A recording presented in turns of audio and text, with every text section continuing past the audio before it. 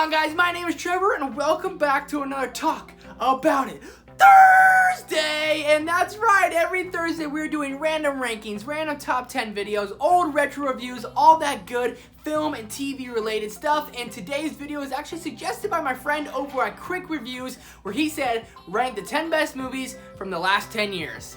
Man, what a task, but I got my 10, and if you guys haven't checked out his channel yet, make sure to go over there, hit that big subscribe button, comment on his videos that Sandra Productions sent you. He's got a lot of awesome content going over there.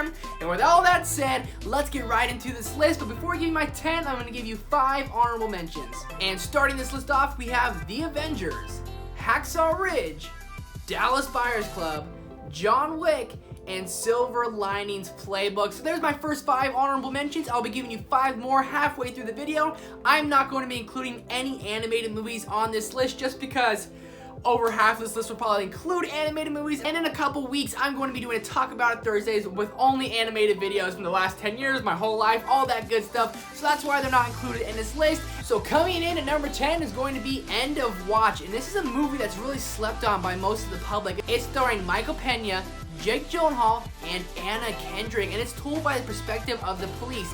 Michael Pena and Jake Gyllenhaal both play police officers who are in the LA area with a lot of crime, a lot of gangs, and a lot of drugs going on, and they tell us the perspective of the police. It's told in the way of a documentary because Jake Gyllenhaal's character in the movie is actually shooting a little side film project of what cops go through on a daily basis, and that's what makes this movie what it is. It's so believable, it's so real. You really think, like, are cops going through this? Is this really going? It's showing the perspective of them. This is the most realistic, relatable, everything movie. It has the love, has the humor, and it will break your heart at the end. And this movie is just great. Michael Pena and Jake Gyllenhaal have some amazing chemistry, but this is just a crazy movie. It's such a creative twist and a brilliant way they filmed the entire movie. At number 9 is Captain America Civil War, and believe it or not, it's not the only MCU movie on this list.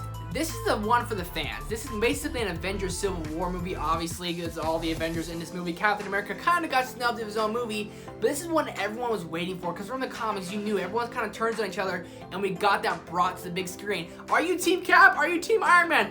I'm Team Cap anymore. I was Team Iron Man, but Team Captain America all the way. What team are you? Comment down below. But it is just such a refreshing, new, inventive movie. It is dramatic. It makes you laugh. The action in this movie is fantastic, and the airport fight at the end is possibly one of the best fight scenes in cinematic history, besides one other movie I'll be getting to later in this list. But just the drama, the devotion, how this movie carried on from all the MCU movies to this point, it really nails it on the head. It's such a divisive movie. Fans were fighting in the crowds. I'm Team Iron Man, I'm Team Cap. It got the world talking. Captain America Civil War is a flat-out masterpiece. At number 8 is going to be Perks of Being a Wallflower, and this movie is the one that's really, really slept on by basically everyone in society. Not a lot of people have heard about it. It's one that really snuck up on me.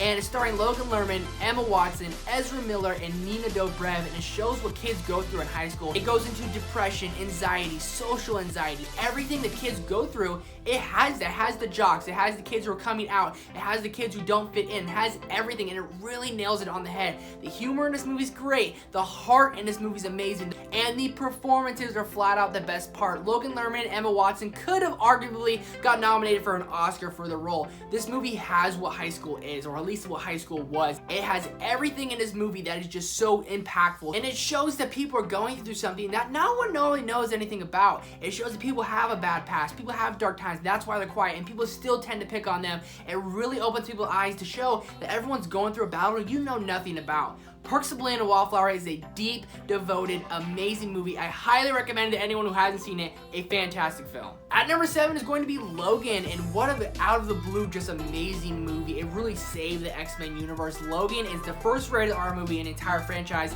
and it just nails it on the head. Hugh Jackman should have got nominated for a freaking Best Actor role because he absolutely killed it. He brought the Wolverine Logan character just back in a deeper, darker way. This movie has that Western vibe to it. It's so dark, it's so deep, it has everything. It's very gory, it's very funny, but the deep and emotional tie it has to it, by the time it ends, you leave the theater with tears going down your eyes going, oh my god, I'm watching Wolverine cut people's heads off and I'm crying!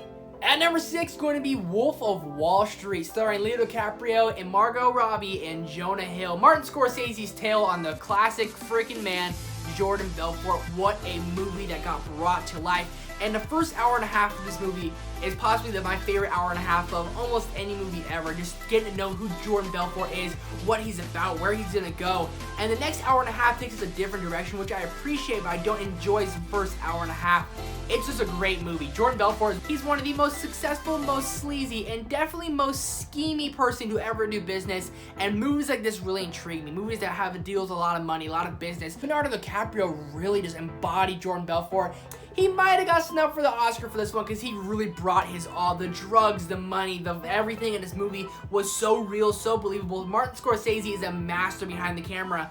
And Leo DiCaprio, Jonah Hill, Margot Robbie have some unbelievable chemistry. Just how this movie's told, how this movie's portrayed, and how this movie made everyone feel, made everyone talk about it, really just brought to life. Like, holy moly, these guys are great actors, but the story of Jordan Belfort is so dang interesting, and this movie showed his life, the highs, the lows, and everything in between. And The Wolf of Wall Street is one people are always going to be talking about. Alright, before I give you my top 5, I got 5 more honorable mentions. We have The Blind Side, Moneyball, Whiplash, Zero Dark 30, Avatar, and Prisoners. If you guys were counting, that's actually 6 more, or maybe more, I don't know, I'm not really counting, but those are all movies that didn't quite make my list, but are still masterpieces in their own way. With all that said, let's carry on. At number 5 is The Social Network, and it is the tale of the man, the myth, the legend, Mark Zuckerberg, and how he became the bee. It doesn't really have the story of outside what happened after he created Facebook.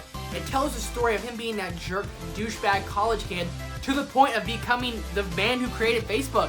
The sleazy, the man, the genius that Mark Zuckerberg was is portrayed fantastically by Jesse Eisenberg. He is, you hate him. You want someone just to sock him in his nose, but he's so smart. You see where he's coming from. He's gonna take Facebook to the next future. When they used to call it the Facebook, until they dropped the dot and just called it Facebook, this movie has it all. My only critique is how the movie ends. It really just ends. I wanted to see about 20 more minutes to see how it all fulfilled out. All the performances from Armie Hammer, Andrew Garfield, and Jesse Eisenberg are just absolutely brilliant, absolutely breathtaking. And this movie, this story, makes you really hate and resent Mark Zuckerberg. I don't know if that was their goal, but it really showed us the kind of person that Mark Zuckerberg is. At number 4 is going to be Damien Chazelle's La La Land, and what an out-of-the-blue movie this was. A classic, original movie that really brought Damien Chazelle to really light. After Whiplash, everyone knew, okay, this guy's pretty good, but after La La Land, everyone said, what's the future for this guy? Just this movie was so different, so unique, that made everyone love it, everyone fall in love with it. It kind of qualifies as a romantic comedy,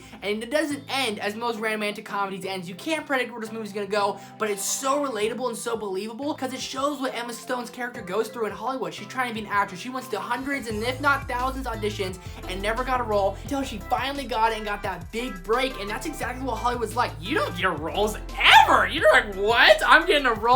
Not until you finally get it. You're like, wow, this was all worth it, all paid off. And for Emma Stone's character, it really did pay off. Then it shows Ryan Gosling's story. It tells basically both their tales together, but also separately at the same time. Ryan Gosling's character is trying to go through making jazz popular again, make it the best it's ever been, and he goes and makes his own club, takes an initiative, and makes his own thing. And Damien Chazelle's brilliant for that because it shows the love story, but it shows two people on their grind trying to find out where they want to go. The music in this film, I'm not the biggest fan of. I definitely like the numbers. I think they're done beautifully. I'm not the biggest fan of the numbers though in the movie, but other than that, the entire film is just inventive, so amazingly intriguing. The camera work in this movie is second to none, and how the movie ends, it won't make you cry, it'll make you freaking angry. I literally left the theater saying, what? At number 3 is going to be Get Out, Jordan Peele's debut in directing, and a masterpiece he created. No one knew exactly where this movie was gonna go. It was gonna be too much about race, gonna be too much about this. It was everything and more we wanted from Jordan Peele. Daniel Kaluuya gave a fantastic performance, but Jordan Peele's direction, Jordan Peele's writing was everything and more we could really want from a guy who just made his debut in directing. For being a funny writer to making a suspense/horror film is absolutely amazing. This movie had its humor in there, of course, had some funny characters in there, of course, but this is the movie that had the plot twist that no one really saw coming when it happened. You were like, It's a movie that got people talking, a movie that people are still talking about, a movie that made you feel emotions, made you laugh, made you angry, possibly made you cry, but made you cheer. You were sitting there cheering like, come on, Daniel Kaluuya, kill them all, do something crazy. I watched this movie with my entire family. We had 6 of us over here. We were all screaming, kill her, kill her, kill her. A fun, creative movie. Not something you should really cheer out of TV, but we were all just so invested in this film, and Jordan Peele made one of the best movies of the last 10 years. At number 2 is going to be Avengers Infinity War, and I've seen this movie 33 times. It was my favorite movie of all time. It's now my second favorite movie of all time, but the MCU was really leading up to this point. And this movie took it, grabbed it, and just ran with it. Was amazing. Had every MCU character you can ever imagine being on the screen together. It was everything. The action, getting introduced to Thanos. This is basically Thanos' movie. It could be called Thanos Infinity War, or I'm here. I don't know. Thanos is just everything we've been waiting for, and he delivered everything from beating the Hulk up in the first 2 minutes till the end when he killed everyone, or at least all the new characters. Thanos' movie was just amazing. His story, it made you root for him, and it's the first time in a film where the bad guy won. It ended with Thanos winning, and you were honestly okay with it. You weren't angry. You're like, wow, the bad guy won. That's a bunch of crap. No, you were fighting for Thanos. You were honestly agreeing with what he was coming from, because his reasoning for trying to do what he was doing was 100% accurate, believable, and everything. You can see where he's coming from. You're like, yeah, I'm on Team Thanos right now. Sorry, Avengers, but Team Thanos won, and Team Thanos was everything and more you could want, and you knew what the next movie was going to bring. You knew Thanos was going to have to be taken down, or he's going to win again, and that leads us right into our number 1, Avengers Endgame. And if you look up the word epic in the dictionary, there's a great big picture of the Avengers Endgame poster, because my god, does epic not even describe what this movie is. I've never cheered, cried, yelled, screamed, everything so much in a theater before until watching this movie. I never got so much chills, so much anxiety, so much anything from watching another movie. Epic. E-P-I-C. This movie had it. Didn't have as much action as Infinity War, and I was okay with that. The storyline, the time travel, the everything was just amazing in this film. And the final hour, the final fight scene, was everything and more you wanted. You made you whoa and cry and scream and cheer and give you chills. It brought back all the moments. It had the most iconic scene in all film history, with Captain America finally saying, Avengers assemble. And for that alone, it might have won the number 1 spot. So there you guys have it. There's my top 10 favorite movies of the last 10 years. What is your guys' list? My list isn't right. I'm just a dude here talking. I got a phone. I'm freaking filming it. Whatever you guys got for your 10 favorite or best movies of the last 10 years, make sure to go ahead and comment that down below. Before anyone gets too crazy, The Dark Knight was actually introduced in 2008, not 2009, so it cannot be on this list. Do me a favor, guys, and make sure to hit that big subscribe button, but also go see a movie, and I'll see you guys next time. Peace!